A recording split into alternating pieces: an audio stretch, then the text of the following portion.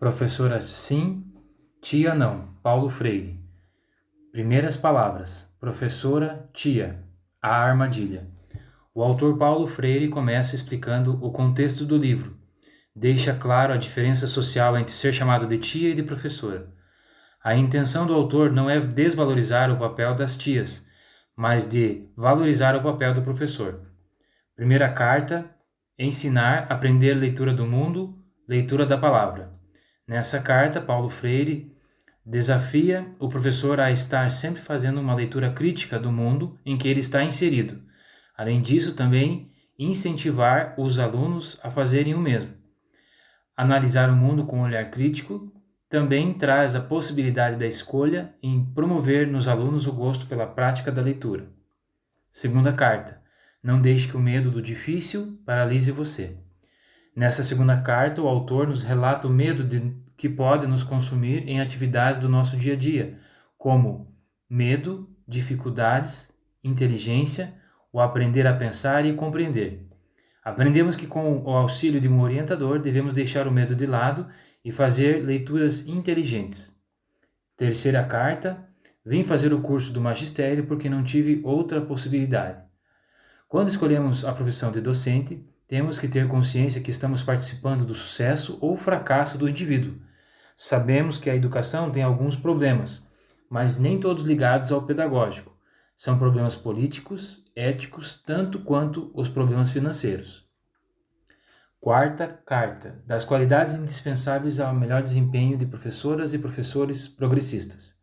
Nessa carta, vemos as qualidades que um bom professor deve ter. Entre elas, a que se destaca é a humildade.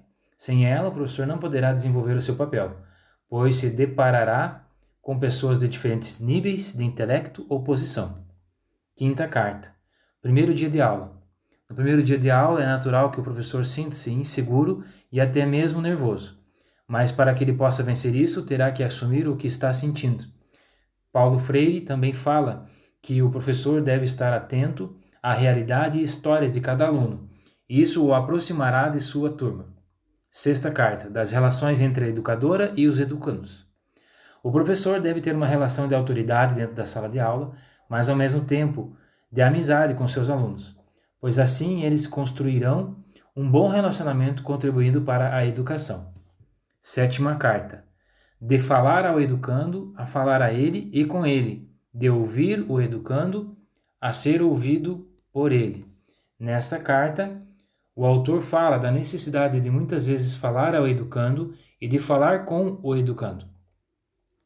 O autor ressalta sobre o professor que algumas vezes precisa, em razão da autoridade que deve manter em sala de aula, falar aos educandos e em outras vezes falar com eles para que juntos possam conduzir o processo de ensino-aprendizagem.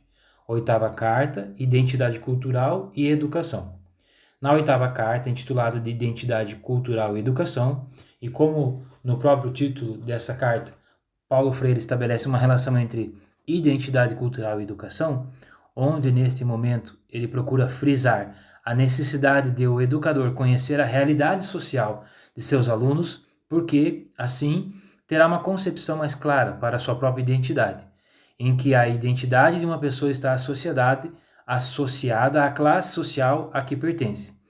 Além de dizer que o educador precisa respeitar os seus alunos em sua condição social.